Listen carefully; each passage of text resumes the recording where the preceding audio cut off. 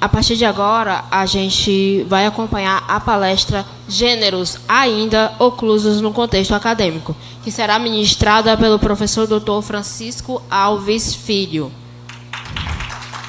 O professor Francisco Alves Filhos possui graduação em Letras pela Universidade Federal do Piauí, mestrado em Letras pela Universidade Federal de Pernambuco e doutorado em Linguística pela Universidade Estadual de Campinas. Desenvolveu projeto de pós-doutorado na Unicamp entre 2009 e 2010. Atualmente é professor titular da Universidade Federal do Piauí e coordena o núcleo de pesquisa Catapora, através do qual orienta pesquisas sobre letramento acadêmico com foco na escrita de projetos de pesquisa. Tem experiência na área de linguística, com ênfase em teorias do texto, análise de gêneros, gêneros acadêmicos e escrita científica. Convidamos, então, o professor Arthur Catuário para mediar esse momento com o nosso palestrante. Eu sou o professor Antônio Arthur, da Universidade Estadual do Piauí, lotado no campus de Bom Jesus, e vou mediar essa mesa, né? O professor Chico já foi apresentado, mas vou ressaltar mais algumas informações sobre o nosso palestrante.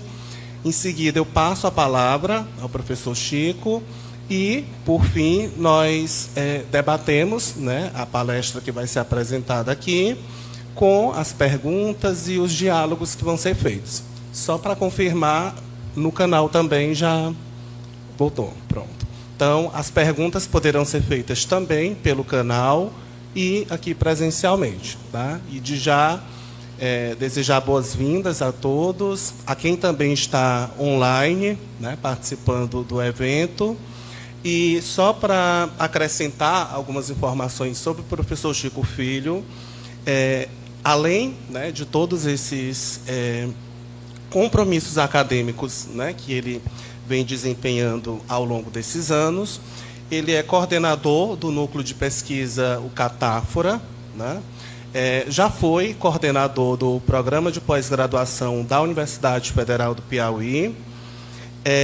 Os interesses de pesquisa, e que também serão foco aqui da discussão, tratam, por exemplo, de gêneros como projeto de pesquisa, pareceres e periódicos, e, mais recentemente, o professor Chico Filho tem se dedicado ao estudo das defesas orais, né? Principalmente de teses e dissertações.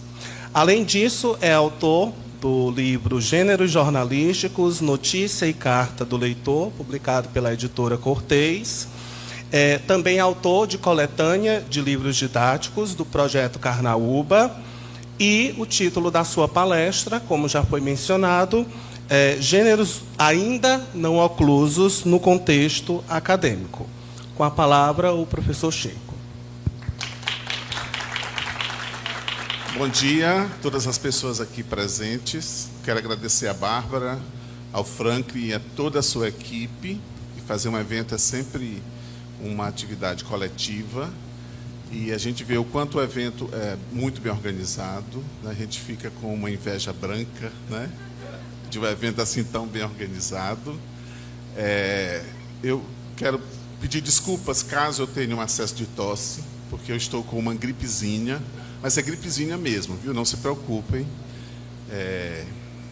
E a gente vai conversar um pouco sobre os gêneros oclusos. Não apareceu ainda aí, ainda está no anterior, tá?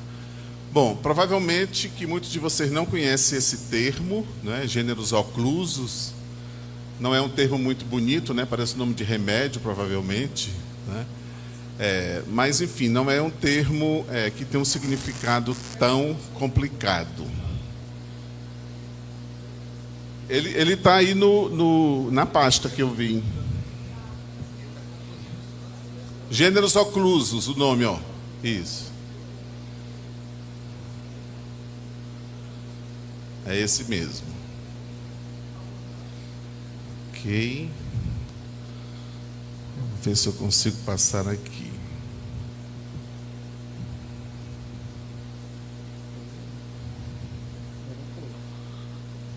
Ok. Então está aí o nome.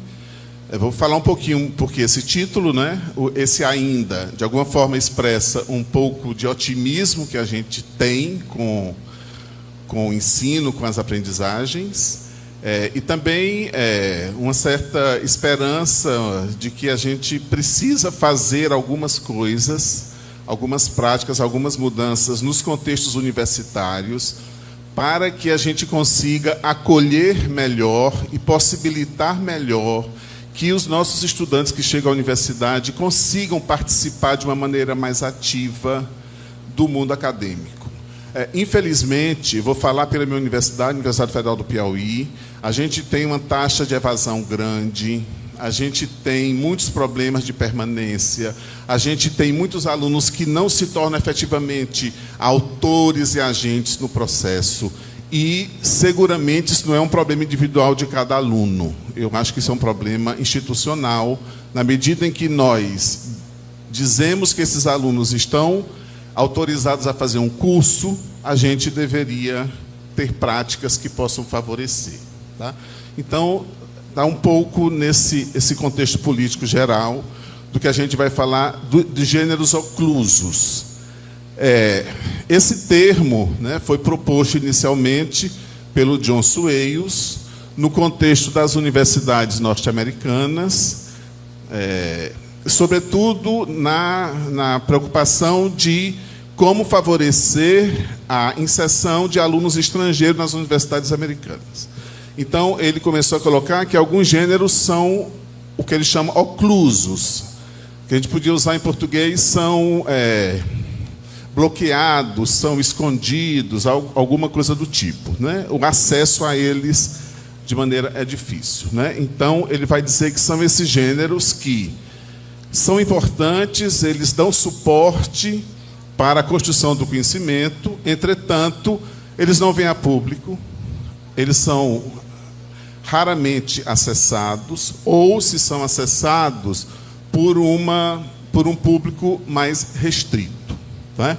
Isso é do contexto das universidades nos Estados Unidos. Ele cita alguns exemplos de gêneros oclusos nas universidades que ele pesquisou, né? Carta de apresentação, cartas pedindo bolsa de estudo, os projetos de pesquisa que vão ser o interesse nosso, carta de recomendação, revisão de artigos científicos.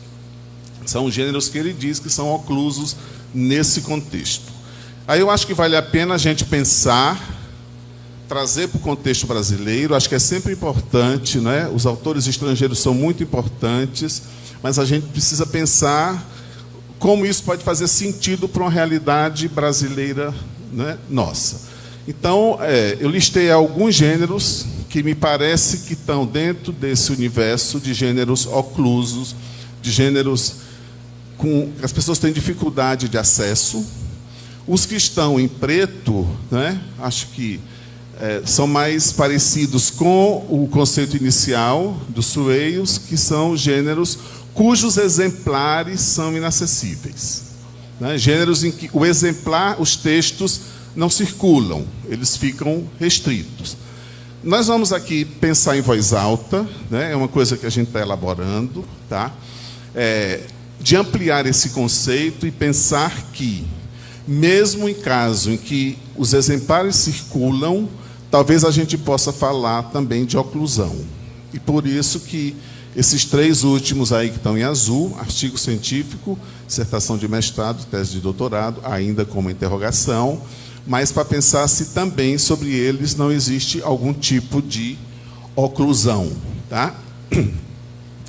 Aqui já é um estudo mais recente, né, de um outro autor, que já vai observar essa coisa da oclusão no outro gênero, tipicamente das universidades dos Estados Unidos. A gente não tem coisa parecida aqui, né?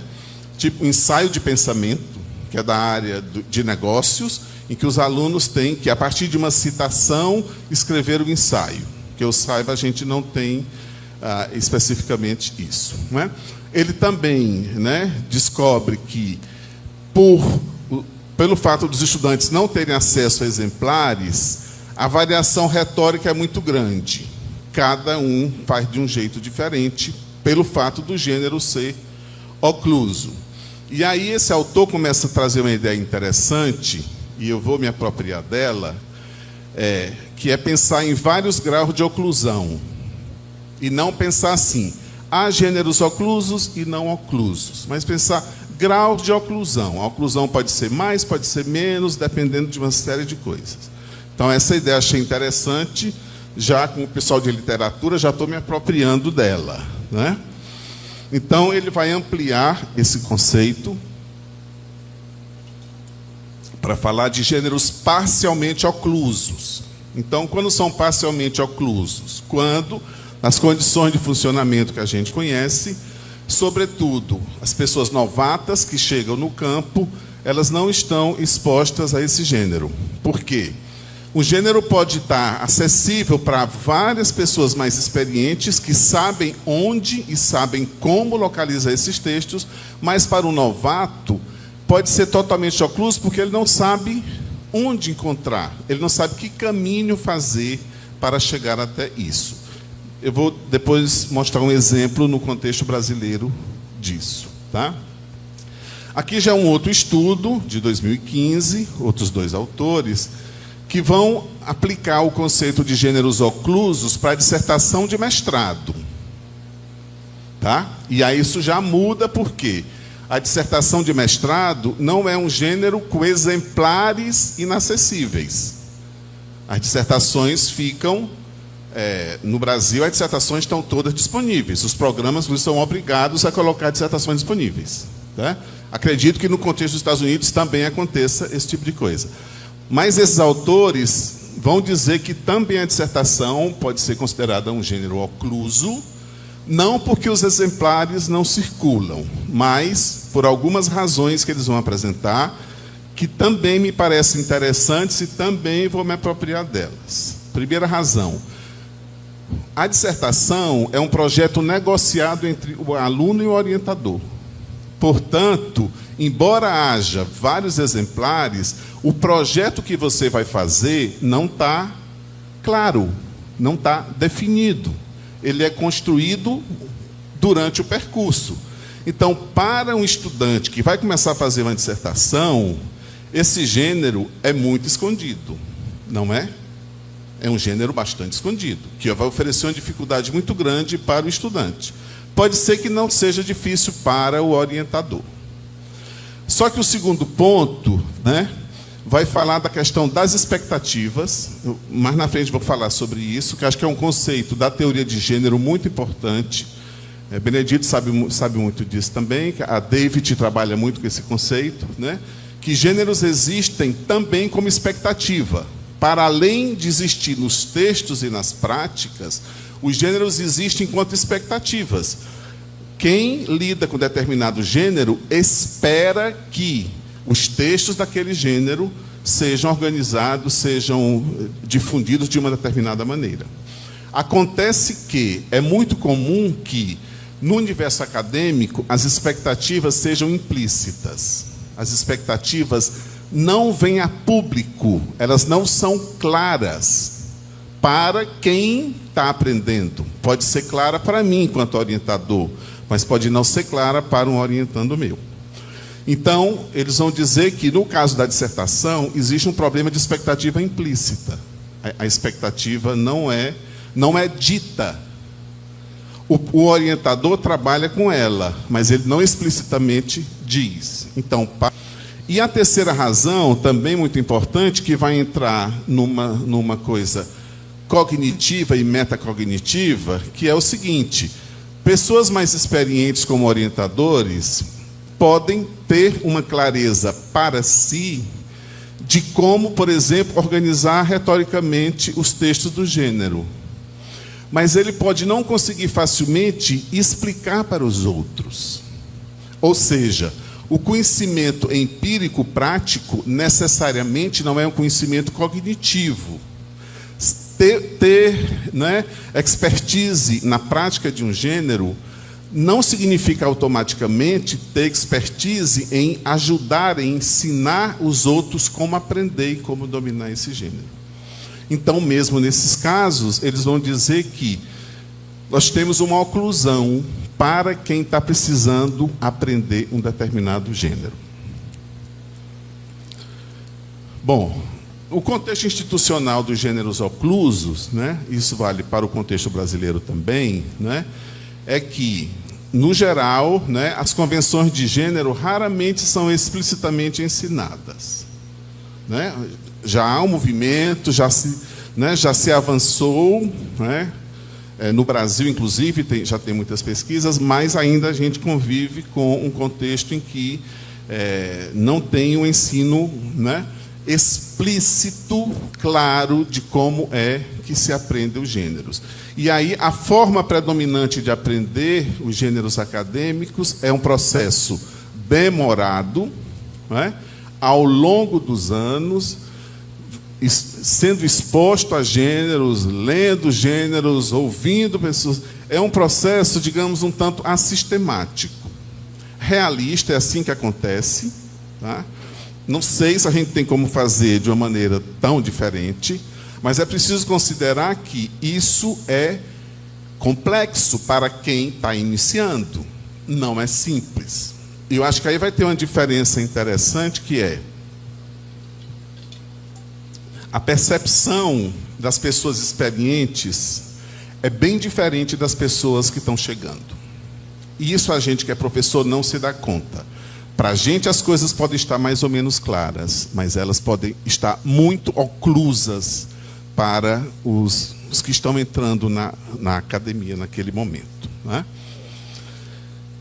Bom, então, esse contexto de gêneros oclusos tem várias consequências, né?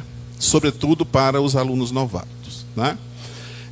Uma consequência é, não tendo acesso, não sabendo como resolver uma prática discursiva sobre o gênero, os estudantes vão se amparar em outras práticas. Isso já tem sido bastante explicado. Né? As práticas do ensino médio, ou as práticas de outro curso, as práticas de outra área, a experiência de outra pessoa, você vai buscando em outros lugares. O que é uma estratégia de sobrevivência mais arriscada, porque pode ser que essas estratégias que foram bem-sucedidas num contexto não sejam bem-sucedidas no seu contexto. Tá? É uma consequência desse contexto. Tá? A outra consequência é, voltando à questão das expectativas, a dificuldade de corresponder às expectativas dos seus públicos-alvos. Qual, de fato, é a expectativa em relação àquele gênero? Os estudantes universitários têm muitas dúvidas sobre isso. Eu percebo dos meus alunos, inclusive os alunos de pós-graduação, né? O que é mesmo que se espera que se faça nessa seção do texto? O que é mesmo que eu vou fazer na seção de fundamentação teórica? Eu tenho que resenhar todos os autores? Eu tenho que resenhar de maneira detalhada? Em que medida eu posso contar com o conhecimento do público leitor e ser sintético, por exemplo? Essa é uma dúvida que paira entre muita gente. Né? Qual é a expectativa? E aí tem uma coisa que a gente tem um universo acadêmico e temos culturas disciplinares diferentes, gêneros diferentes, e essas expectativas vão mudando entre esses nichos. E muitas vezes não há clareza. Né? Uma outra consequência é esse ambiente, né, de oclusão, ele vai fazendo com que convenções genéricas básicas não se estabeleçam. Onde nós vimos isso em pesquisas, no Núcleo Catafra, foi nos projetos de dissertação. Né? A gente analisou no momento lá, há uns 10 anos atrás, fizemos uma amostra de projetos para dissertação, e o que a gente encontra é baixíssimas convenções genéricas. Tá? Os textos são muito particulares, Isso provavelmente é consequência da falta de acesso, da falta de clareza a quais são as expectativas. Né? O programa, inclusive, tentou fazer algum tipo de política para melhorar isso. Eu vou mostrar depois um exemplo. Né? A gente sabe também que existe mais pesquisa com os gêneros acadêmicos públicos e facilmente acessíveis. Os artigos de pesquisa são bastante pesquisados, fora do Brasil e no Brasil também. Os gêneros oclusos são menos pesquisados, até porque o acesso a eles para a pesquisa também é complicado. né? Você conseguir acesso a gêneros oclusos para pesquisar é complicado. E nós no Catafra, acho que a gente não tem muito juízo, fica pesquisando o gênero ocluso, né? Projeto de pesquisa, né? Uma luta para conseguir que as pessoas cedam os projetos, com muita luta conseguimos, pede 1, 2, 3, 4, 5, 6, até 10 vezes.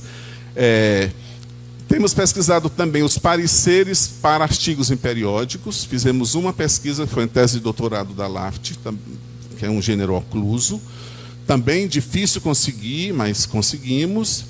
E estamos pesquisando agora as arguições de defesa de dissertação e tese. Graças à pandemia, os exemplares deixaram de ser oclusos, porque muitos programas de pós deixam publicamente acesso às arguições. Nós nos amparamos na Lei de Acessibilidade à Informação, estamos analisando essas arguições, o que seria muito difícil de fazer antes da pandemia, né? Então, é mais difícil pesquisar gênero ocluso. Entretanto, eu acredito que pode ajudar a trazer esse conhecimento implícito, oculto, para as pessoas que estão entrando na universidade. E aí, com base nesses autores, nessas pesquisas, em alguns dados que a gente está desenvolvendo aqui, a gente está trazendo 2 perguntas, né? Para pensar em voz alta aqui com vocês. Não tenho respostas ainda muito boas para isso, né? Primeira pergunta: em que medida o acesso a exemplares de um gênero resolve a questão da oclusão, né? Isso, de alguma forma, estava um pouco pressuposto nos primeiros estudos, obviamente, estava começando, né? Tal, né? Acessar os exemplares resolve a questão da oclusão? Tá? Segunda questão: além dos exemplares de um gênero, que outros conhecimentos as pessoas precisam acessar para, entre aspas, esclarecer o gênero, para conhecer melhor o gênero, né? O que é que precisa também virar público em termos de conhecimento, tá? Aí eu vou me amparar rapidamente, aqui não dá para aprofundar, mas em 3 abordagens assim, para iluminar a nos ajudar um pouco a pensar essas 3 perguntas, não é? O que diz as teorias de gênero, que podem implicar para gêneros oclusos, o que dizem as abordagens dos letramentos acadêmicos e o que dizem a pedagogia do gênero, para nos ajudar um pouco a pensar essa questão dos gêneros oclusos. E aí escolhi 3 sínteses de pensamento sobre isso. Esse universo é muito vasto, tem muita gente falando sobre isso.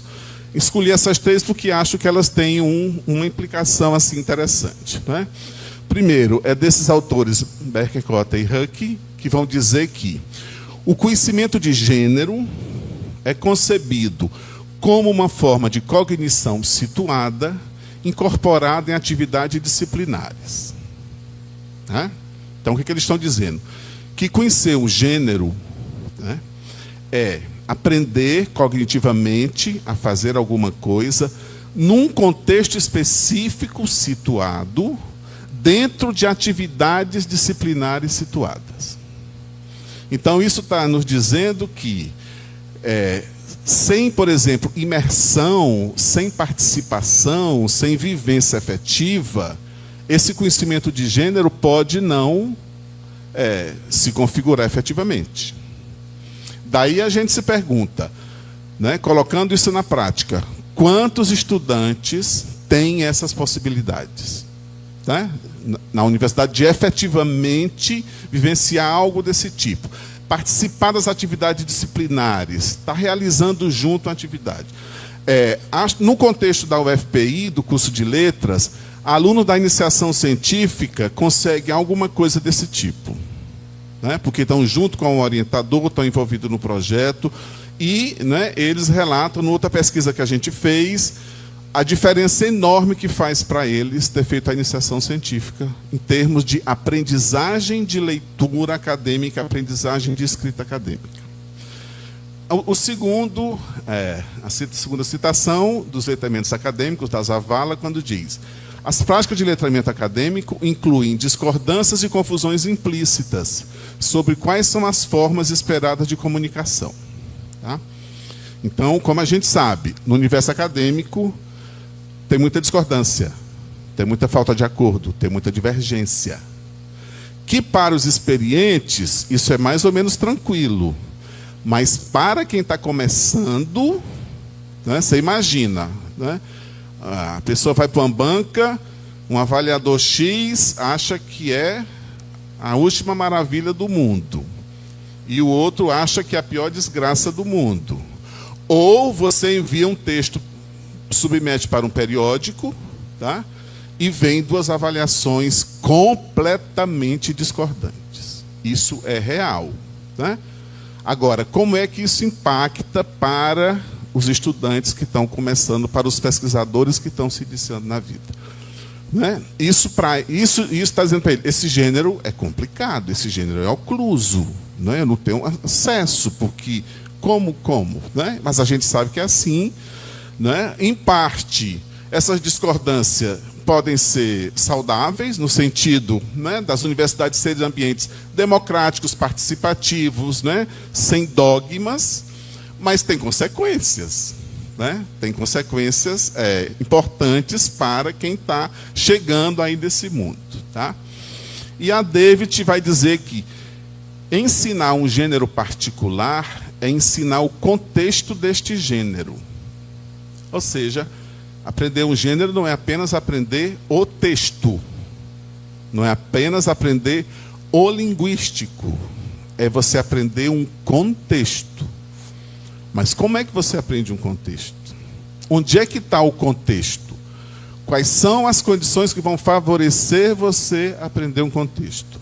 Bom, para quem está já ambientado, situado, quem está no laboratório, quem está no projeto, você tem mais contexto. Quem não está, não tem muito contexto. E muitos não estão inseridos. Muitos estão, né, com, digamos, um acesso bastante precário ao contexto, quando o contexto é importantíssimo na aprendizagem de gêneros. Né? Aí tem o conceito de expectativas genéricas, ao qual eu me reportei antes. Me parece um conceito muitíssimo importante para quando a gente trabalha gêneros, né? Que é aquilo que, num grupo, numa comunidade, né, aquilo que as pessoas esperam enquanto ações dos outros. Essas expectativas têm a ver com crenças e valores. Tá? Naquilo que as pessoas acreditam, naquilo que elas valorizam, elas esperam que quem está se incorporando ao grupo possa se apropriar desses valores e atender a essas expectativas. Tá? E aí, quando a expectativa não é explicitada, isso cria um problema enorme para os que estão se inserindo naquele ambiente. Alguns dados de pesquisa que eu acho que, né, podem conversar com isso. Na época da pesquisa que a Beatriz Monteiro fez com dissertações de mestrado, ela conversou com vários mestrandos. E uma pergunta foi: vocês conseguiram acessar projeto antes de fazer o projeto de vocês? Vocês conseguiram ter acesso a projetos? Né? E muitos responderam coisas do tipo, né? Na seleção já vi outros projetos, mas, na verdade, o que eu fiz não foi analisar projetos. Analisei dissertações. E, a partir das dissertações, eu tentei imaginar como seria o projeto. Não peguei o projeto em si. Né? Então, vejam, há inacessibilidade a um gênero projeto, que é real, é muito difícil acessá-los, mas todo mundo que vai para a universidade precisa fazer projetos. Tá? Então, as pessoas começam a inventar estratégias muito criativas, muito interessantes, contudo, muito arriscadas. É um risco. A partir de uma dissertação, né? Aliás, e essa estudante é genial, porque ele conseguiu fazer isso, conseguiu ser aprovado. Entendeu? Um estudante genial. Né? Quer dizer, você de um outro gênero supõe um outro, transforma e você produz um negócio fantástico, né? Parabéns total para essa pessoa. Aqui um outro exemplo, né? A pessoa dizendo que procurou na internet, em tudo que é repositório, né? Não acha, né? Não encontra. Esse tipicamente é um gênero né? Ocluso no sentido dos exemplares serem oclusos, tá? Aí na mesma linha, né? As pessoas não passam projetos, as pessoas não passam os projetos, tá? Não circula, é uma coisa muito fechada, né? Então ele estava testando, no caso do gênero projeto, essa coisa de ser ocluso. Aqui na entrevista com 9 pessoas, a gente visualiza, né, a diversidade de alternativas que eles vão buscando para chegar a acessar algum tipo de projeto. Veja que apenas os 5 acessou um projeto escrito por um professor orientador, que provavelmente é o exemplar que mais vai ter uma funcionalidade para aquele momento. Se eu acesso o projeto do meu orientador e vou fazer um projeto para ele, opa, né? Eu posso imaginar a expectativa dele, tá? Agora, aí outros conseguiram projeto de dissertação de outros colegas, que é a coluna 2, 3 conseguiram, já mais próximo. A gente não checou na hora se foram projetos aprovados, não, foram aprovados, foram projetos aprovados. Então, ok, uma boa escolha. O número 3 acessou um projeto de dissertação aprovado em seleção de outra área. Aí começa a ficar um negócio perigoso. Ele acessou um projeto de jornalismo. Começa a ficar perigoso, né? Lá foi aprovado, mas jornalismo é outra área, outra cultura disciplinar, né? Tal. 3 acessam um projeto disponível na internet. Mais arriscado ainda. Porque pode ser um projeto, inclusive, fictício, pode não ser um projeto autêntico que foi aprovado, etc., né? E outros 2 não realizaram a leitura de projetos. Tá? Então, é um quadro que traduz bem essa dificuldade. Aqui já são dados da tese da Laft Alves, defendida ano passado, que é sobre pareceres para artigos em periódicos.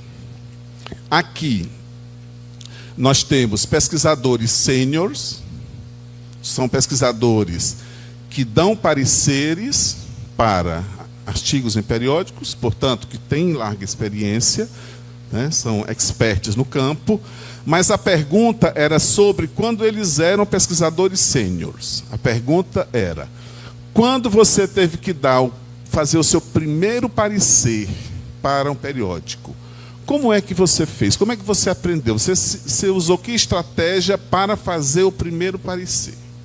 Tá? E aí eu sistematizei as respostas, diferenciadas também, porque é um gênero ocluso em todos os sentidos, não circulam, os pareceres não circulam, eles não são públicos, né? Você tem todo um sistema de confidencialidade e tal, né? E aí os pesquisadores relataram que eles se ampararam em experiências pessoais, né, idiosincráticas. A minha experiência, por exemplo, um parecer que eu recebi, eu me baseei nele, ou eu me baseei no meu orientador, nos pareceres que ele dava. Tá? Portanto, aí você tem um acesso a coisas bastante particulares, bastante únicas, né? O que, de alguma forma, não conversa muito bem com o que diz em teoria de gênero, que gêneros são construções coletivas, são construções de grupo, são acordos que entram de grupo. Se você acessa você pode, por um acaso, estar acessando algo que pode ser bem dissonante do que é uma convenção mais legitimada dentro de um grupo. Tá? Mas o outro dado importante é que, das coisas acessadas, 2 são públicas, que são as normas editoriais e as informações sobre a natureza de um dossiê. Em tese, qualquer pessoa poderia acessar isso. As outras são todas restritas. Ou seja, eu acessei porque eu tenho um contexto que me favorece. Né? Eu já publiquei, eu já enviei artigos, o meu orientador é próximo de mim, ele me mostra os seus pareceres, etc.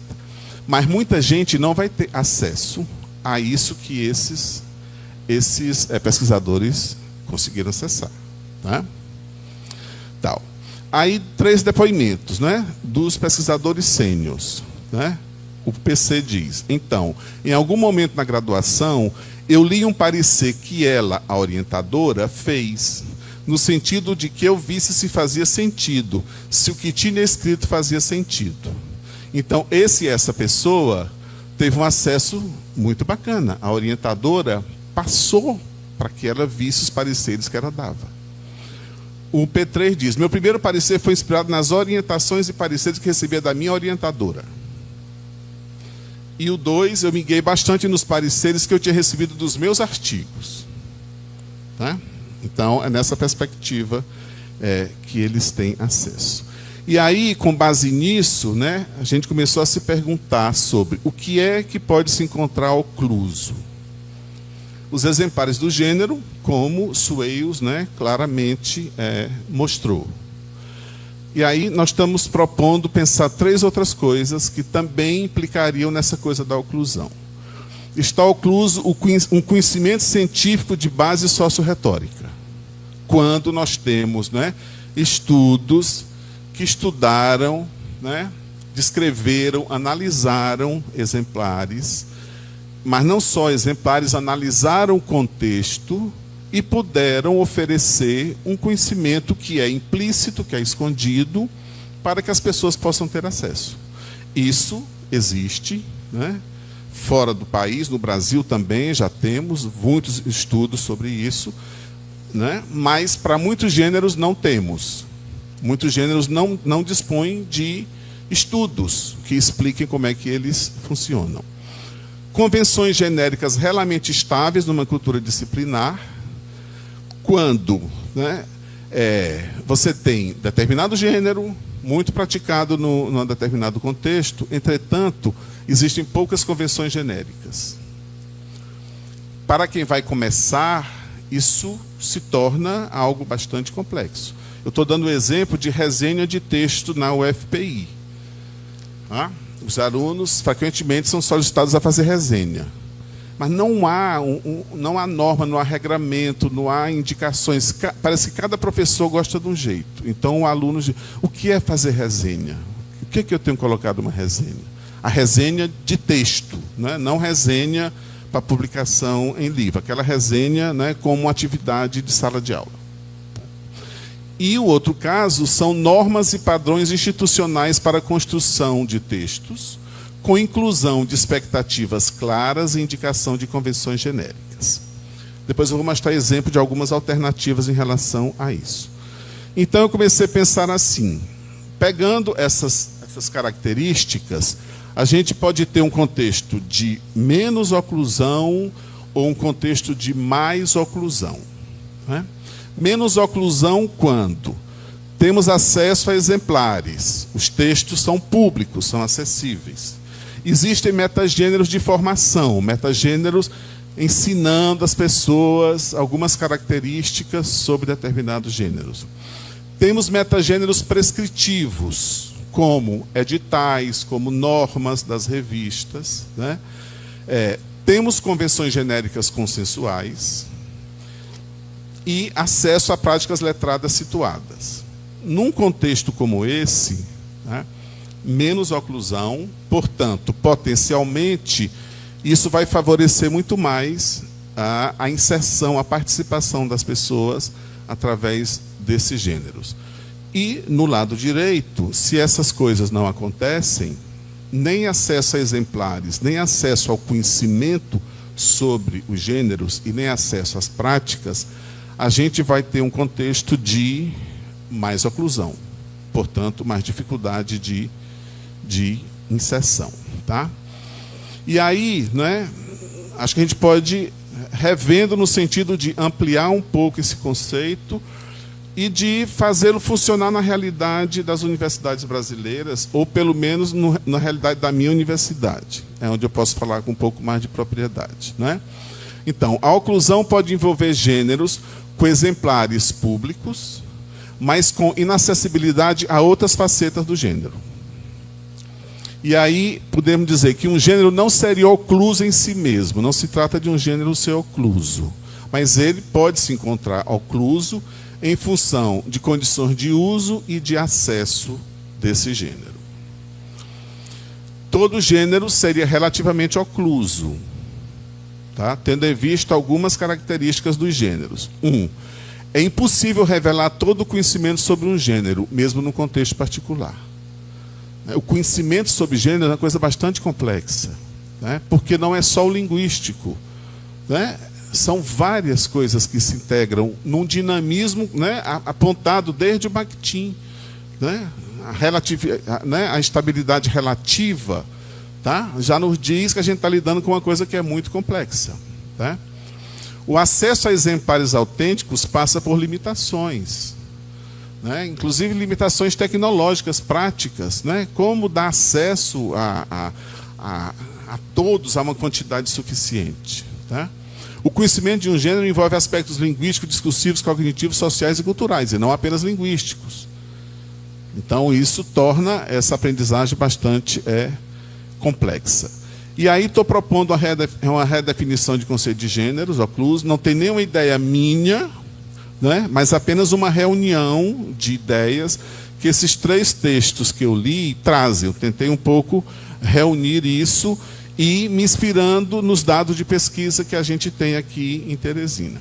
Então, estou propondo provisoriamente isso. Gêneros oclusos são gêneros que, em função de suas características cognitivas, sociocognitivas, associadas a condições de uso, oferece algum tipo de restrição de acesso a exemplares dos textos e ou ao conhecimento sobre seu funcionamento socio-retórico. Situação que complexifica a sua aprendizagem, especialmente por parte de novatos em uma dada comunidade disciplinar. Tá? Isso precisa ser ainda submetido a muitas críticas. Tá? É uma proposta inicial. Tá? E aí estou pensando também em associar isso a 2 categorias, né? Me inspirando também em todos os estudos de linguística, de discurso, quando se fala de algumas coisas que são constitutivas, né? Aquilo que é um pouco da história, né? Da natureza funcional de algum fenômeno. Então, uma oclusão constitutiva seria o acesso dificultado em função de aspectos cognitivos, socio-retóricos e culturais de um gênero se mostrarem complexos em relação à sua apreensão. Ou seja, algumas coisas, elas são oclusas porque é da natureza dos gêneros, é da sua complexidade. Não é uma questão de acessar os exemplares. Uma oclusão contextual seria aquela em que as instituições não favorecem, né? Elas não têm uma política de permitir o acesso a exemplares do texto ou a outros tipos de conhecimentos. Tá? Também 2 categorias provisórias que precisam ser submetidas à análise crítica. Aqui, esse outro momento, eu tento sistematizar alguma coisa assim. Quando a tentativa de superação da oclusão pode gerar confusão, né? As tais confusões implícitas por conta das discordâncias. Tá? Por exemplo, a gente sabe que, pelo fato de muitos gêneros serem oclusos nas academias, nas universidades, os estudantes vão para os tutoriais do YouTube. Né?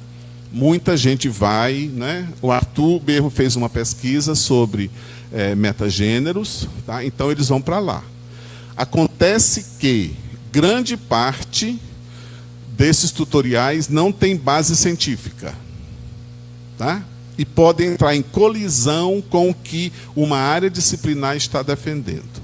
Então, a pessoa, né, tenta resolver a falta de acesso, mas pode se deparar com um outro tipo de problema se ela não tiver critérios para conseguir discernir um tutorial que tem uma base científica importante que realmente ajuda daquele que vai te dizer para tu fazer em linguística o que dá certo só na química. Né? Segunda coisa, o recebimento dos feedbacks produzidos por experts da comunidade, quando são muito dissonantes entre si. Né? Em tese, a pessoa acessa o exemplar, mas a dissonância, a divergência, soa como uma coisa obscura para quem está começando. Tá? e descrição da organização retórica do gênero baseada em amostras pouco significativas. E aí eu vou incluir os trabalhos que eu faço com o meu grupo de pesquisa. A gente faz com uma amostra muito pequena, não é significativa. A gente analisar 20 projetos, né? Eu não tenho como oferecer isso como uma descrição válida para um determinado gênero. A gente vai sempre fazer 1000 mitigações, né? Isso é válido apenas nessa sub-área, nesse contexto, tal. Né? Porque é difícil e nós não temos financiamento para fazer pesquisa. Como é que eu vou pesquisar? Eu gostaria de pesquisar 1000 projetos. Como? A ONU, a Unesco não sabe que eu existo, né? Tá. Bárbara, que horas são? Eu estou fora do tempo.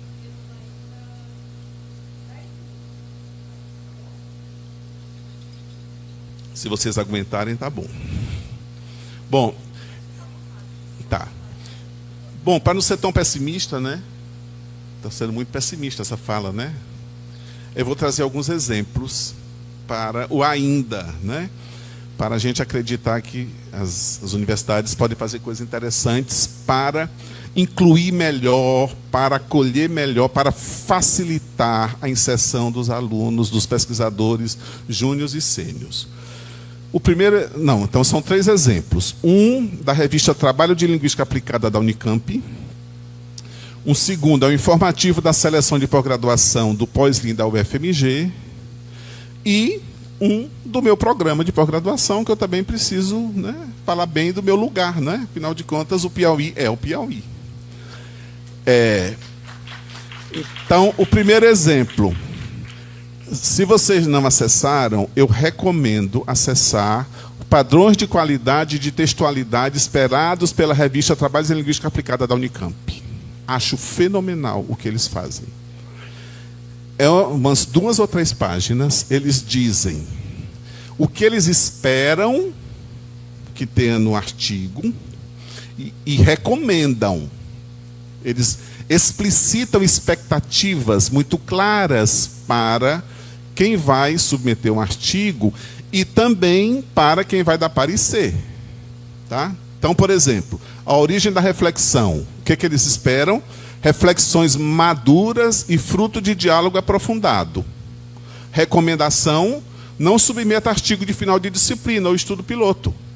Tá? Então, você leu lá, você não vai perder seu tempo mandando um artigo para a Unicamp. Para o trabalho de linguística aplicada. Referências, expectativa da revista, presença de referências atuais e literatura pioneira. As 2 coisas. Né? Literatura atual e literatura pioneira. Relacionadas ao tema da pesquisa mencionada de modo adequado. Recomendação: propõe articulações teóricas novas de modo autoral. Certifique-se ao mesmo tempo da presença de literatura atual e pioneira. E a terceira, são muitas, eu só peguei 3, sobre metodologia. Expectativa: presença de um arranjo metodológico reflexivo e autoral. E não reprodução de modelos prontos. É a nossa expectativa. Recomendação: explicite as razões da metodologia ser adequada à pesquisa. Indique como ela permitiu a geração de dados e como se integra a análise autoral dos dados.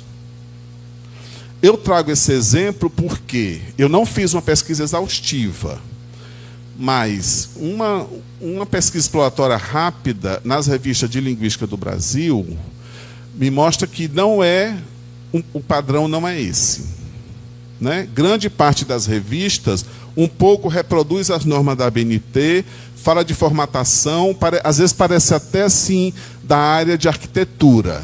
2,5 centímetros à direita, 2,5 centímetros à esquerda. Né? Um negócio assim muito em aspectos de diagramação. Não sei, tá? Muitas revistas não fazem isso. Essa achei exemplar no sentido de transparência, de explicitude do que a revista espera e das próprias recomendações. O segundo exemplo é um informativo do Pós-Lin da UFMG de Linguística. Infelizmente, só foi 1 ano que eles fizeram isso e depois não apareceu mais o informativo. Tinha um edital, além do edital, tinha um informativo. Depois, eu não vi mais não sei se voltou recentemente. Esse informativo sobre como fazer o projeto. Aí eles dizem, por exemplo, o título. O que é que eles esperam do título? Indicação sintética, clara e objetiva e do assunto a ser investigado.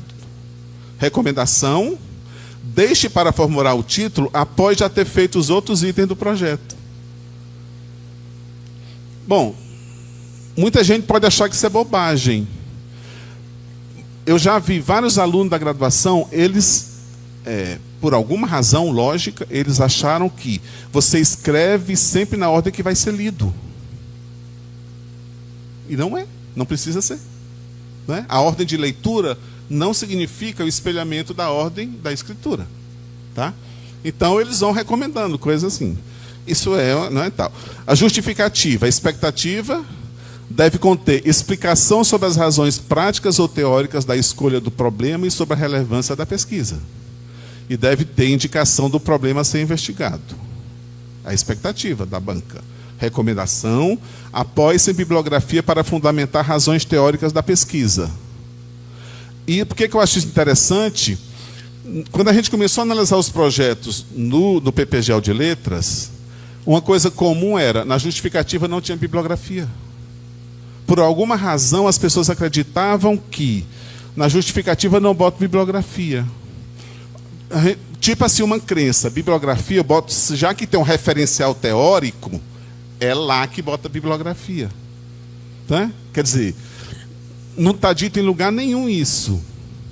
Mas é uma crença. É uma crença. Então, eles dizem.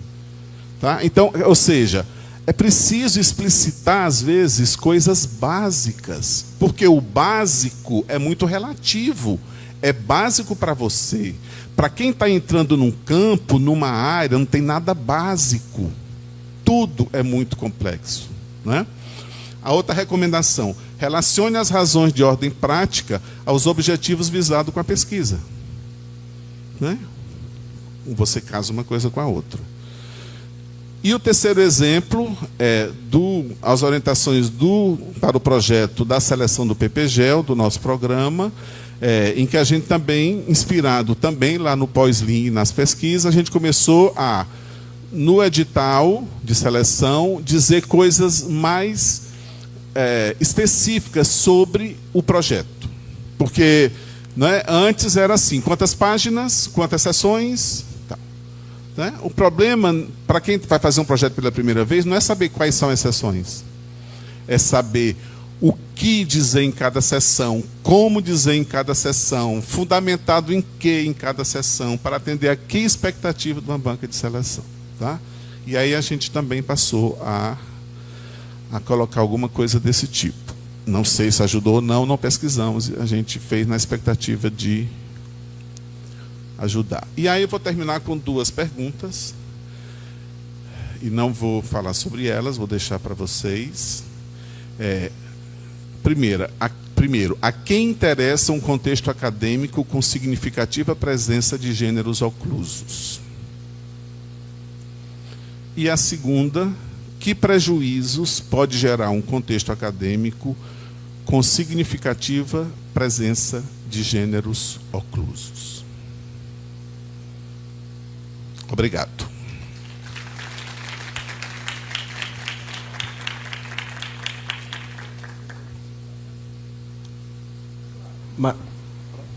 Mais uma vez, muito obrigado, professor Chico, pela palestra.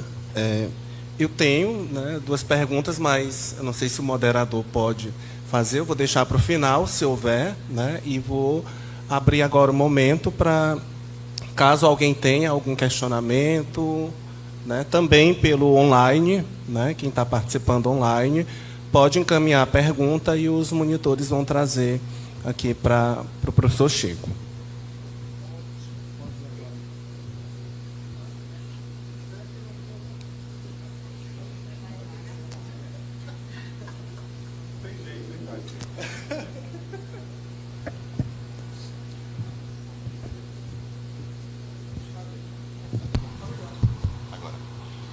Até chegar aqui, para quem é tímido, é difícil. Então, Francisco, parabéns pela sua fala. Gostei muito, fui provocado demais. E à medida que você ia falando, eu ia fazendo perguntas, né? Porque você disse que estava pensando alto. E eu fui pensar alto ali também. E é interessante que as perguntas que eu ia me fazendo eram perguntas que você também ia colocando depois. Mas aí, para sintetizar, porque você levantou muita coisa que eu levantei aqui, eu tenho duas perguntas. Primeiro, o que é gênero para você? Dentro disso que você falou. E a segunda questão é: existem mesmo gêneros ocultos? Ou o ambiente que é oculto?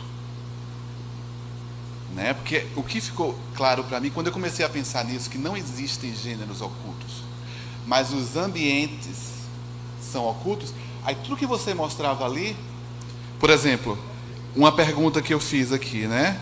O que que sustenta a oclusão? É o fato do gênero não ter sido estudado ainda e esses estudos não terem sido compartilhados? Ou é o fato do gênero não ser tão acessível? Né? Então, assim, tem gêneros que em alguma situação eles podem ser ocultos, em outras não, né? Então, para mim, o que ficou é que os gêneros ocultos eles não existem, os ambientes que ocultam esses gêneros. Então, em síntese, é isso. Obrigado, parabéns de novo. Oi? Pode.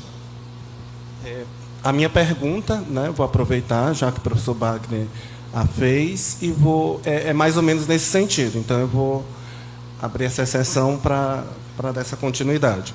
Que é, se a oclusão ela não é constitutiva dos letramentos acadêmicos e disciplinares de algumas áreas. Né? Meu trabalho, né, de tese foi com a engenharia de materiais. E a oclusão não é muito um problema nesse contexto.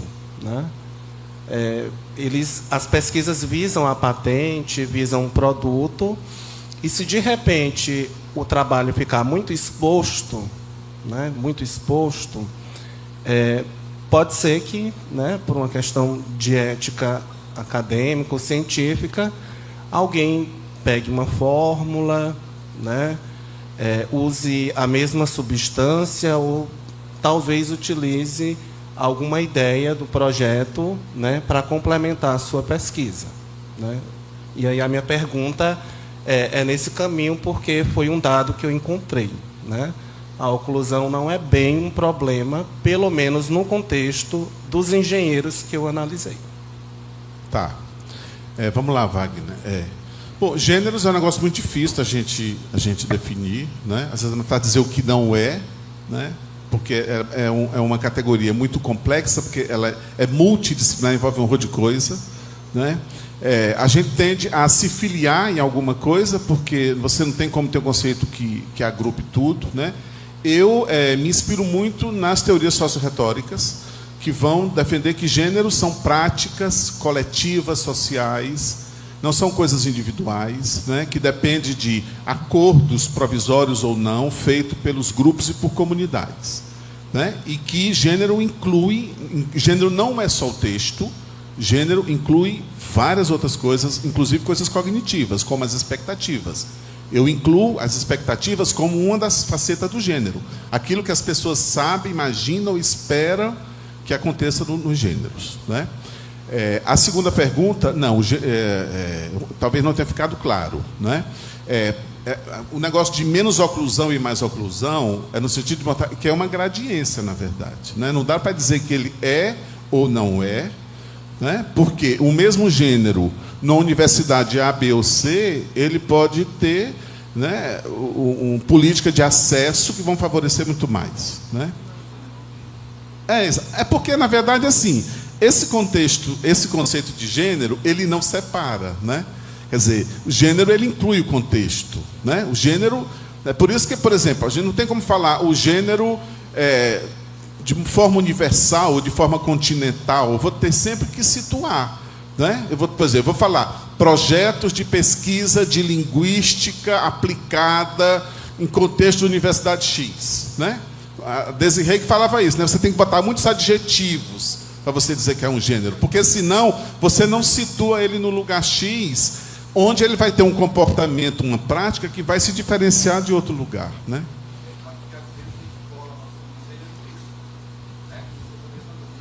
Não, não é. É, exato. É. A ideia de falar assim, exemplares seriam os textos, né? Só que a gente está dizendo, além dos exemplares, tem as outras coisas todas, que são contextuais. Né, que são contextuais. Né?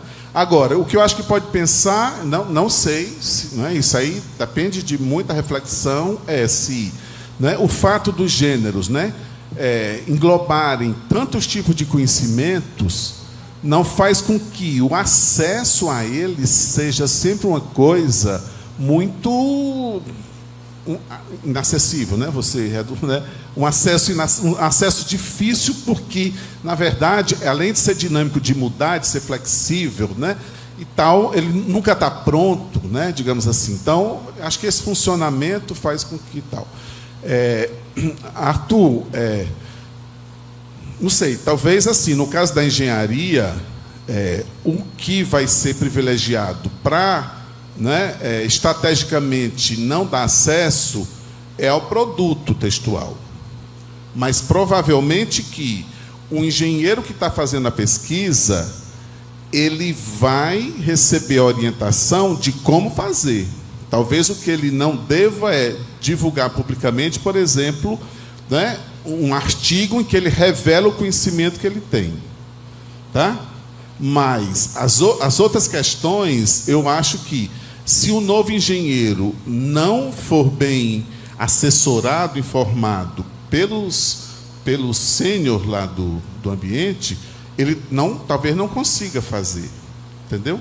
Mas aí eu acho que sim. É uma área em que, estrategicamente, os exemplares de texto não devem ser publicizados por uma questão de negócios, né? Senão o cara vai perder a patente. Tá? Ok?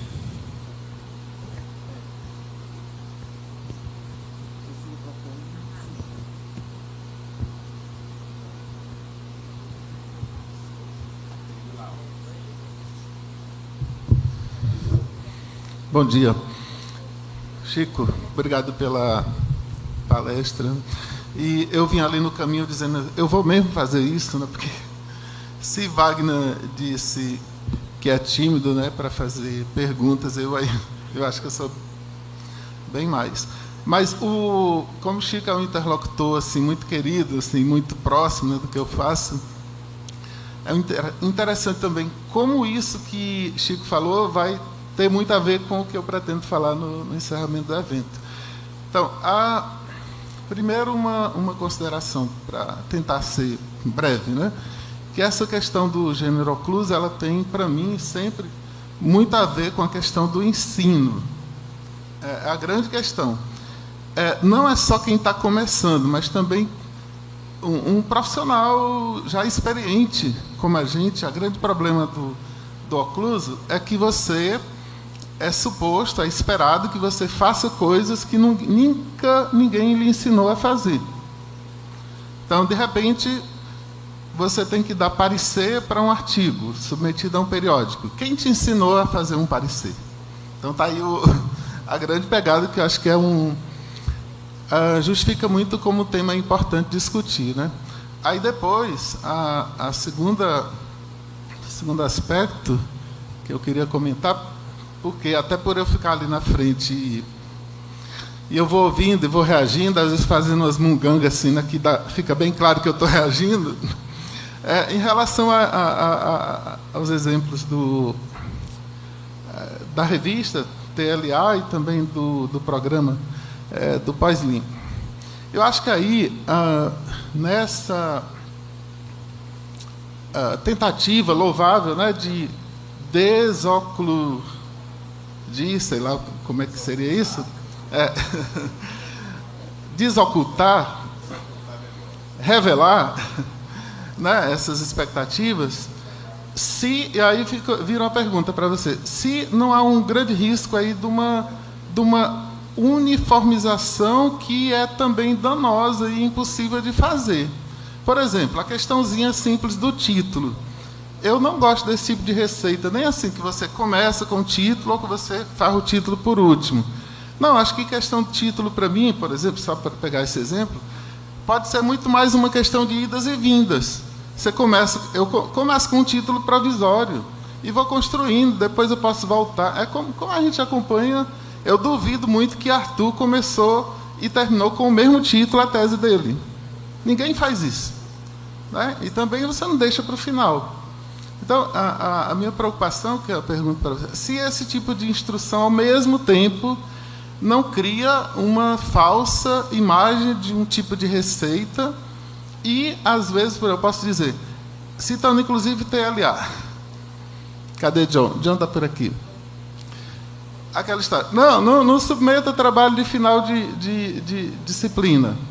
Gente, a John e eu publicamos um artigo ali que foi do começo do doutorado dele e foi aprovado sem nenhum problema. Então, as revistas, e isso aqui vai ter a ver com a minha fala do último dia, elas também, quando elas estabelecem diretrizes, a grande pergunta é, vai estudar, veja, será que elas praticam essas diretrizes? Elas podem garantir? Porque os pareceristas também não são necessariamente estudiosos dessas diretrizes, ou meros serviçais dessas diretrizes. É isso, obrigado. Ok, Benedito, sempre bom a gente conversar e discutir essas coisas. Acho que sim, General Clues tem a ver com a aprendizagem, né? Com o ensino com a aprendizagem. É nesse momento que isso aparece, quando a gente é inserido no ambiente, tem que falar, escrever, gesticular numa prática que para a gente é nova. Realmente é aí que ele acontece, e pode acontecer com todo mundo, mesmo com gente experiente, desde que ele vá para um contexto que não era, né, familiar dele, né? Acho que sim, né? Tem a ver realmente com questões de inserção, né? De aprendizagem, de se inserir num campo, se inserir numa área, se inserir numa profissão e começar a fazer coisas adequadas ali dentro de uma profissão. Acho que o ambiente de trabalho também isso deve acontecer, né? Um profissional chega para trabalhar no escritório, numa escola, e ele vai ter que fazer coisas que usa a linguagem, e aí isso vai acontecer, tá? O risco é grande, né? O risco de explicitar e as consequências que poderão acontecer por conta disso, né? Aí talvez seja o caso, inclusive, das recomendações, da modalização da recomendação, dela não circular de maneira prescritiva, né? Mas, inclusive, se apoiando no fundamento dos gêneros, que é a questão da flexibilidade. Gêneros tem a ver com escolhas, né? Nunca com uma regra única a ser seguida. Agora, eu acho que a vantagem para quem não conhece, para quem está começando, né, para os novos no campo, né, ter uma noção um pouco mais clara de algumas coisas.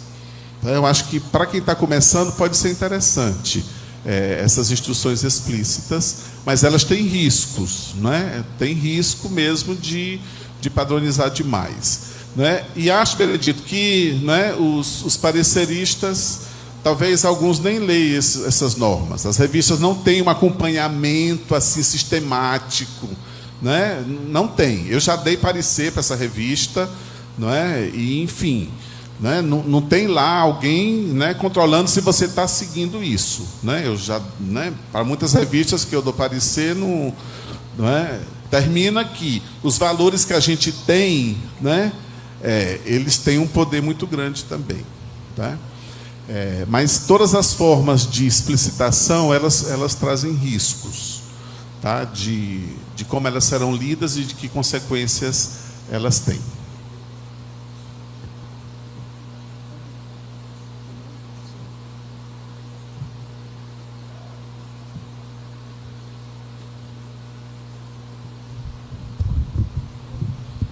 Bom dia. Bom dia, professor Chico Filho. Obrigado pela discussão. Professor, pelo que pude perceber, eu sou o professor Messias, professor da UESP do campus de Oeiras. Pelo que eu pude perceber, o senhor contempla dois tipos de oclusão, né? A oclusão quanto ao acesso e a oclusão quanto à expectativa, né? No sentido de que eu estou conseguindo contemplar aquilo que se espera em determinada sessão, em determinado texto, né? Por exemplo. Se considerarmos, por exemplo, que um texto ele não, no sentido mais amplo, né, de que um texto ele também envolve a questão do público leitor, né? Acho que a princípio a abordagem do senhor não está contemplando ainda, a não ser na questão da expectativa, aquele que vai ler sem o objetivo de construir aquele gênero, né? Nesse sentido, o meu questionamento para o senhor seria se nós poderíamos falar também, e se é interesse do senhor depois ampliar essa discussão, se poderíamos falar na oclusão quanto ao conteúdo, né, quanto à construção do sentido do texto, né, e não somente na questão do acesso ao texto e a produção do texto enquanto produtor, né, mas alguém que vai ler o texto sem o interesse de repetir, de construir um gênero semelhante àquele. Tá? Obrigado. Parabéns. Messias, eu acho que eu não entendi direito. Você está falando em relação à leitura? A quantas pessoas vão ler? Sem ser interessado em construir um projeto, por exemplo. Eu encontrei determinada dissertação que fala sobre um tema do qual eu tenho interesse, por exemplo. Você tá um pouco aquele exemplo que eu dei de alguém que, para fazer o projeto, lê uma dissertação. Porque, assim, em relação ao conteúdo, também é uma questão, por exemplo, né? No caso de projeto, né? Mas isso, no geral, é explícito. Os programas, por exemplo, quando eles dizem as linhas de orientação são essas, com essas temáticas. Né? Nesse caso, você tem um programa explicitamente dizendo sobre o quê, né? A questão temática. Você precisa falar sobre essas temáticas. Caso não, né, você não atende a uma determinada expectativa. Tá? Acho que, no geral, essa coisa do conteúdo ela é um pouco mais conhecida, ela é um pouco mais divulgada. Né? Os temas... Né, sobre o que se vai falar, no geral, isso é uma coisa que eu acho que não é tão oclusa. É mais ocluso, né, o como, as estratégias, né, outras coisas são muito mais oclusas do que propriamente os temas. Essa é a impressão que eu tenho, mas é uma impressão assim, não estudei isso bastante.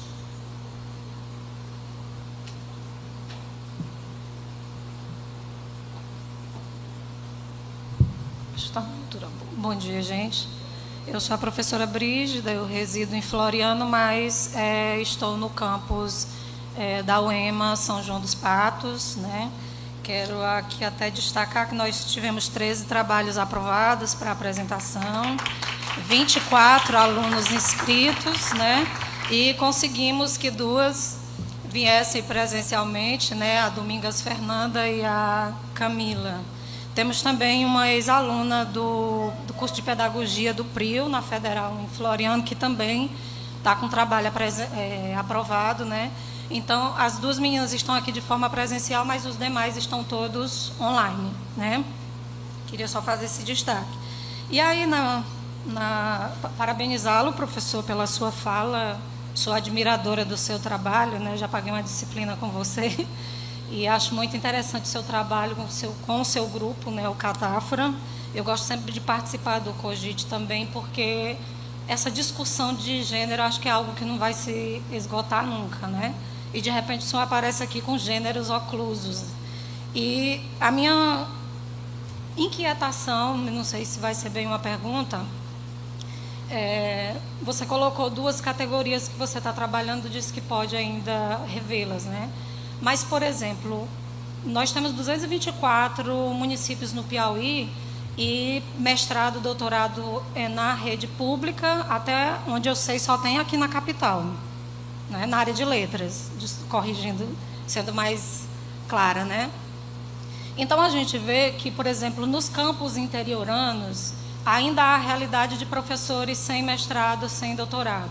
Isso seria, por exemplo, um fator que levaria à oclusão contextual desses gêneros, né? O colega fez uma pergunta ali, como fazer um parecer sem ninguém ter te ensinado a fazer, né? Então, assim, a gente vê que esses gêneros acadêmicos, eles são mais vistos na pós-graduação. E sendo a pós-graduação ainda de difícil acesso, isso falando aqui da nossa realidade Piauí, né? Então, seria esse um fator também que levaria a essa oclusão contextual? Não sei se eu fui clara na pergunta, mas... Acho que sim. Sim, bem mais, não é? Quer dizer, o fato de, nas cidades do interior, nem existir os programas de pós-graduação, faz com que, na verdade, essas necessidades, né, essas práticas nem cheguem lá, né? Quer dizer, por exemplo, um aluno que estuda numa universidade que tem pós-graduação, na graduação, por exemplo, ele já começa, de repente, a ter interesse ou, né, vislumbrar, ou ler, ou se informar, conversar com colegas sobre coisas que vão estar na pós, como projeto. Numa cidade que não tem pós-graduação, tá, essa necessidade ou essa curiosidade, esse interesse fica mais distante de acontecer. Então, na verdade, ele pode ter, inclusive, um bloqueio assim, realmente muito maior, né? Porque quando quando o contexto tá olhando para você e está te dizendo coisas, né, você interage com ele, tá? Então, né? Sim, né? Quer dizer, por isso a importância, a necessidade, né, da interiorização, né, da presença maior das universidades, da pós-graduação nas cidades e não só, né, centrado nas capitais.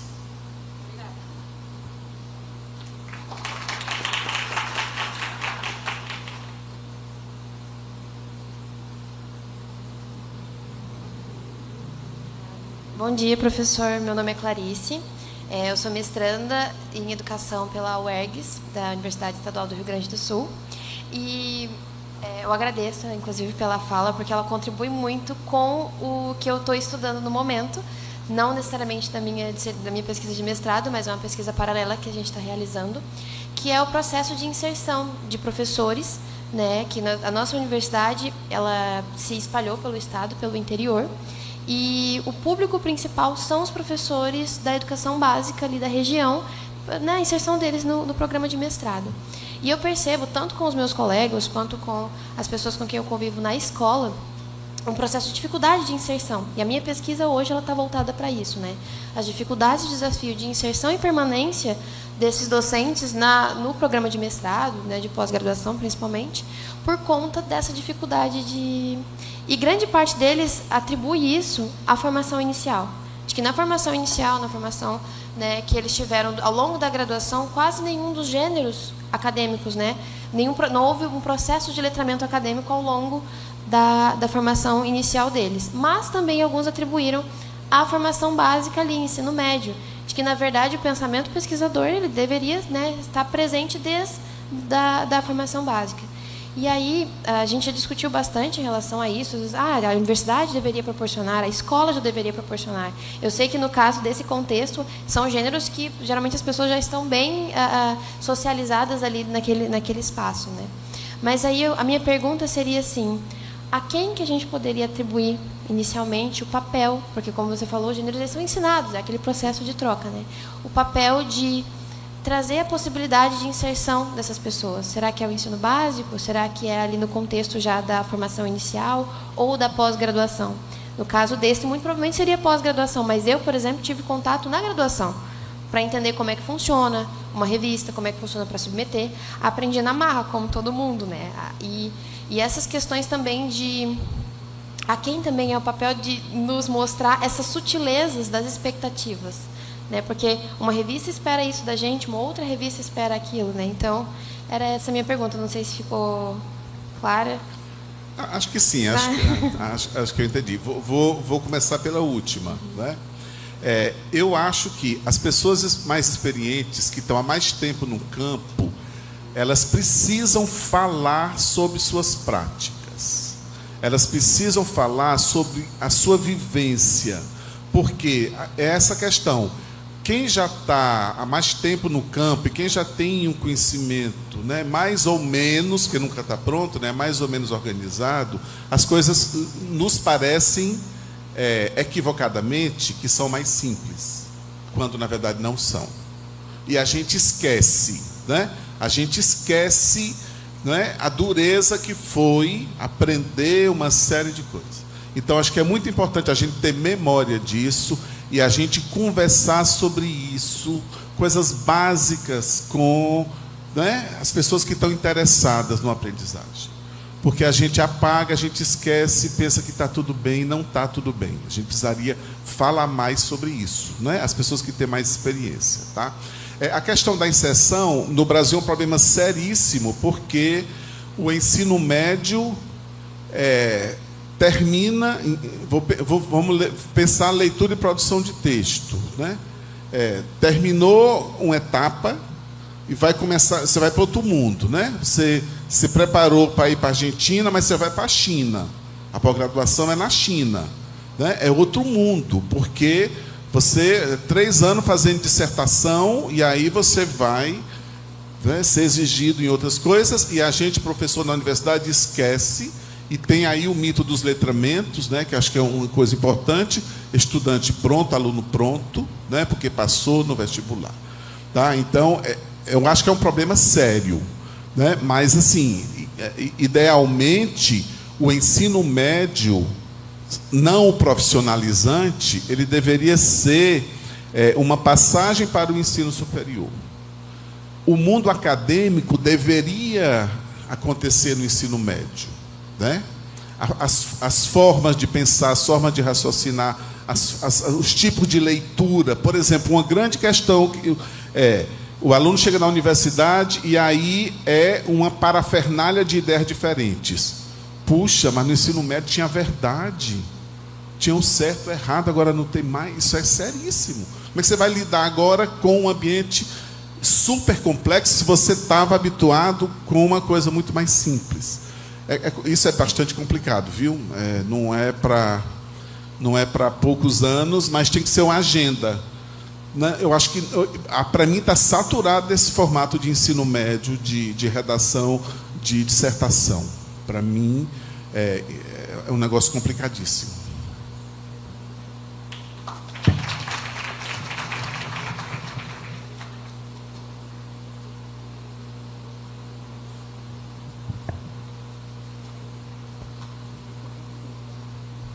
A gente tem uma colega aqui para fazer um comentário e eu também tenho umas 2 questionamentos online. E aí depois a gente pode... professora, quanto a gente está de tempo? Vai. Tá bom. Pode vir, viu?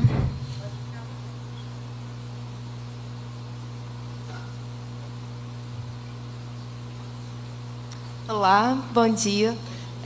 Bom dia, professor Francisco. Meu nome é Patrícia, eu sou da Universidade Federal de São João del Rei, Minas Gerais. Estou muito feliz de estar aqui, é a minha primeira vez em Teresina, no Piauí, né? E já estou assim, apaixonada. Eu fui à Serra da Capivara e fiquei assim, meu Deus, como eu não conhecia isso ainda. Eu gostaria de compartilhar 2 experiências, professor Francisco, que eu fiquei muito feliz com a sua fala, porque elas corroboram com o que eu comecei a entender sobre meus alunos, meus orientandos, para falar a verdade, de iniciação científica e de trabalho de conclusão de curso. Eles vinham muito assustados, né, para iniciar tanto a iniciação quanto o TCC, e eles queriam saber, gente, mas o que é isso? Parecia um bicho de 7 cabeças mesmo. E eu comecei a fazer um esqueleto. O que seria um esqueleto? É o aprender a aprender. É pensar nesse como. Mas como? Justificativa. O que é justificativa? Né? Então, eu comecei a fazer esqueleto junto com eles, todas as vezes que eu faço essa orientação. E os meus alunos parece que assim, eles falam para mim que eles se sentem mais leves de alguma forma. Porque a questão não é ser prescritivo, não é dar receita, porque isso não faz parte da universidade mesmo, né? Claro que a gente pode incorrer nesse erro, mas é uma coisa que a gente também corre o risco de não oferecer nada para esse aluno e ele chegar totalmente inseguro, meu Deus, o que eu faço agora, né? Então é falar dessa experiência que foi assim maravilhosa para mim. Eu sinto que meus alunos assim estão amparados de alguma forma. E antes disso, eu sou egressa do pós-lim da UFMG, né? Eu fiz estudos linguísticos com ênfase no ensino e aprendizagem de línguas. E foi muito caro para mim também ter esse como fazer na página. Quando eu fiz o processo seletivo, eu busquei isso, sim, e me ajudou muito, porque eu pensei, gente, eu sou do interior, eu sou de uma cidade de 100 mil habitantes, no interior de Minas Gerais, e eu pensava assim, Belo Horizonte, capital, o FMG, né, é uma universidade, assim, a gente que é do interior, a gente fica pensando, nossa, será que é para mim? E eu vejo meus alunos se questionando isso também, será que isso é para mim? Né? Parece que é uma coisa super hierarquizada. E aí eu fui olhar o que era esperado. E eu falei, eu acho que eu posso. E eu tentei, passei no primeiro processo seletivo lá, fiz doutorado lá, mestrado eu fiz na UFSJ, né, de São João del Rei. E agora, sim, eu sou professora da Universidade de São João del Rei há 6 anos. Então, deixar essa experiência assim, para a gente realmente oferecer um conforto para esses nossos alunos, né, para que eles se sintam assim, nossa, eu também faço parte. Eu posso estar aqui nesse ambiente acadêmico. Muito obrigada.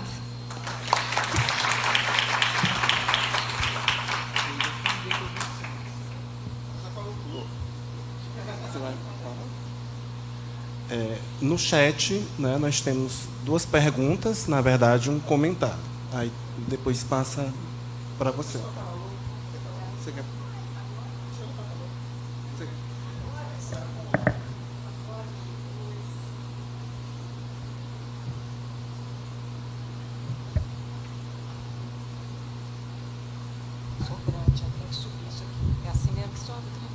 Bom dia, gente. Eu sou Tânia, sou professora da Universidade Federal de Juiz de Fora, Minas, e é um prazer estar aqui. Queria parabenizar o professor Francisco pela palestra, gostei muito, e eu gostaria de saber um pouco mais sobre esse papel da experiência, digamos, dos mais experientes, né, fica redundante mesmo, na formação dos novos, desses ingressantes, desses novatos, se nos seus dados aparece isso, né? Eu falo do papel da experiência, porque, como a Patrícia, né, acabou de colocar aqui, a gente é formado por esses mais experientes que vão, né, passando as suas práticas para nós. E eu fiquei muito feliz em relação às suas pesquisas envolverem também a oralidade. Eu sou pesquisadora da oralidade, da fala, dos gêneros orais, né, que costumam ficar apagados. Então, a defesa ali, né, é algo que me interessa muito. E aí eu estou fazendo essa pergunta justamente porque um dos meus interesses é a prova didática de concurso, né? É uma atividade, né, um gênero, não sei, né, se é um gênero, uma prática, uma atividade. É algo que a gente aprende na experiência, né? Então a gente, ou tomando pau na prova, né, que a gente aprende também. Então eu gostaria que você falasse um pouquinho disso, né? Porque recentemente a gente juntou experiências de colegas que fizeram a prova didática para compartilhar, né? Fizemos isso, a nossa descrição é mais ou menos essa, caindo aí no perigo de ser prescritivo e tudo. Tá? Obrigada.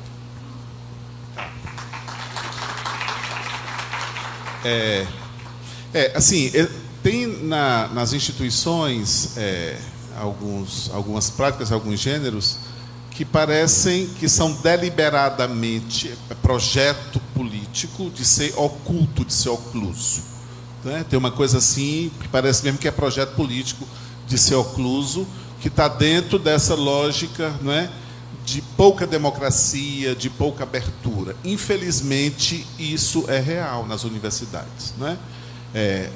Claro que tem uma questão de logística também. A gente precisava de muito mais recurso e investimento para fazer, por exemplo, nos processos seletivos de pós-graduação, conheço mais. A gente dá nota. No nosso programa, a gente diz a nota, né, do projeto. Deu 7, deu 5, deu 9. O que significa isso para uma pessoa? Nada. Né? Não significa nada. Mas, enfim, por várias razões a gente não consegue fazer um processo seletivo. O ideal, né? O ideal seria, né, a banca poder conversar com cada pessoa, né? Justificar, conversar, olha, o seu projeto foi assim, assar, ele poderia ser assim, né? Isso geraria conhecimento, aprendizagem e tal. Mas não temos logística, ou não temos interesse, ou temos medo, tem uma série de coisas que dificultam. Mas, né, infelizmente, né, então eu acho que uma coisa é a pesquisa, como você está fazendo, né, para entender, porque, né, estudando, né, observando, descrevendo, isso pode virar público, né? Aí eu acho que é bastante interessante algumas ferramentas dos estudos de gênero, né, de tanto analisar os exemplares, os textos, mas ouvir, né, os que fazem, os sujeitos, né, os participantes todos do processo, o que eles têm a dizer, né, porque esses depoimentos, eles ajudam muito, né? Muitos depoimentos que a gente tem de pesquisa, que foram autorizados, a gente leva para a sala de aula. Olha, um professor está dizendo, esse professor aqui, ele está dizendo que é legal se fizer isso e isso, né? Aí, voltando à questão anterior, que eu acho assim, dar receita pode ser problemático, porque pode parecer uma coisa prescritiva. Mas eu acho que não dar receita não pode ser uma desculpa para não dar algum tipo de orientação flexível e aberta. A gente que é experiente, você pode não, mas se você compartilhar a sua experiência, você pode estar ajudando. Não precisa dar como uma verdade absoluta. Mas eu escuto isso às vezes, né? Colegas que dizem, não, o aluno pergunta, como é que eu faço isso? Não dou receita. É antipedagógico da receita. Meus autores teóricos não me autorizam a dar receita. E aí você cala. Meu irmão, dá uma dica. Tudo bem, não dá receita, dá uma dica. Diz assim, eu fiz assim. Quem sabe, né? Talvez, não sei se dá certo, mas poderia ser assim.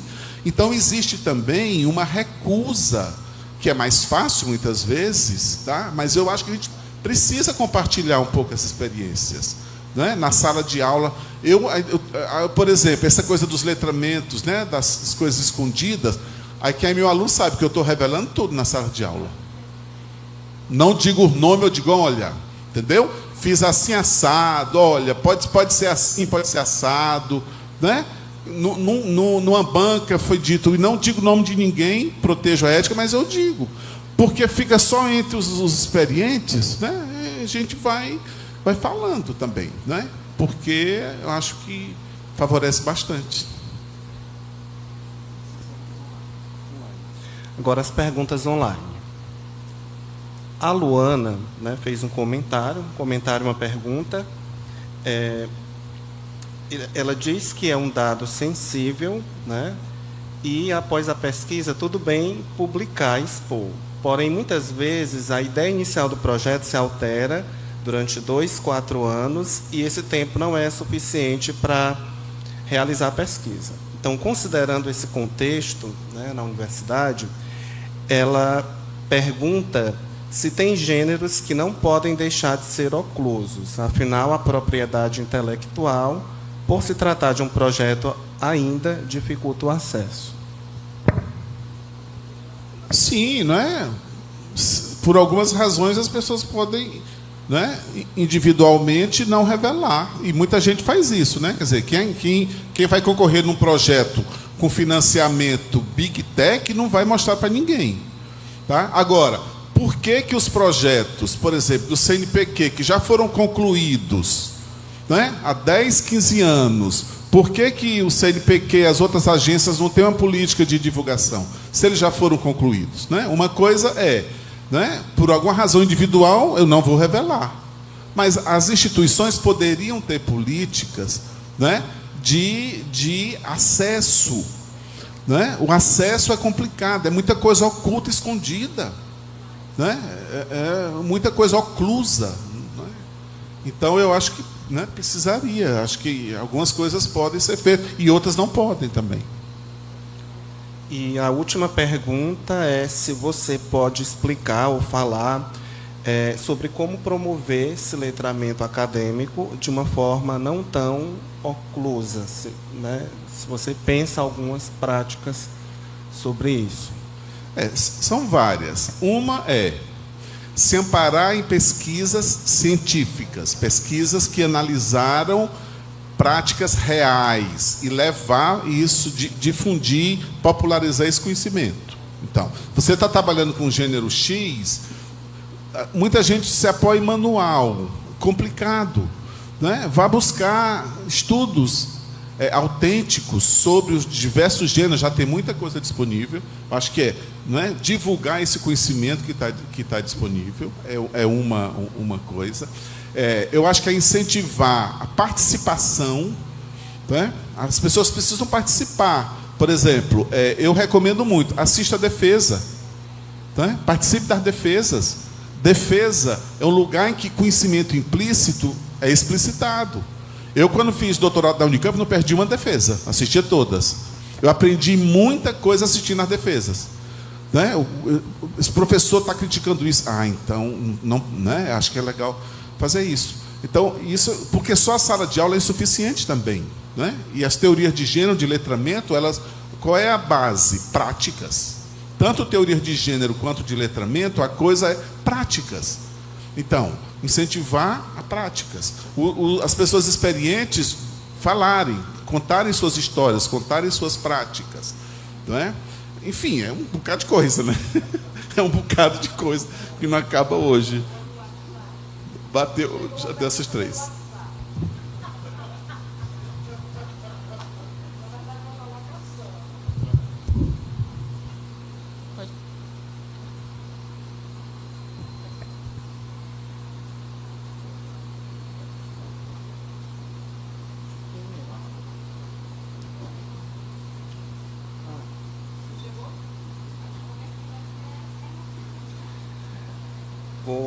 Vou ler da forma como está. Oi, Wagner. Bom dia. Dá um abraço no professor Chico Filho por mim.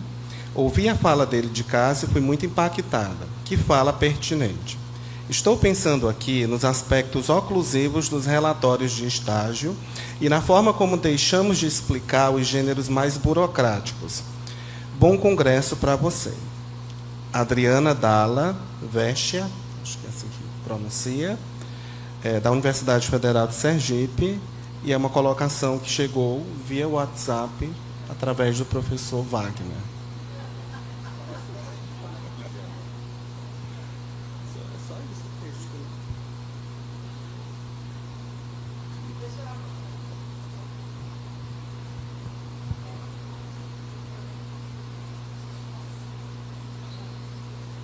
Bom dia a todas, a todos. Professor Chico, gostaria de agradecer muitíssimo pela sua fala, assim, nos provocou bastante, e essa quantidade, né, de perguntas acho que reflete isso. Não sei se vai ser pergunta ou não, mas quando os exemplos que você mostra das revistas trazem os gêneros, né, o foco no que esperar, expectativas sobre os gêneros. E aí eu fiquei pensando, né, outro conceito que apareceu bastante aqui foi o de práticas. Então, são gêneros oclusos, práticas oclusas, ambos, porque o gênero é uma prática.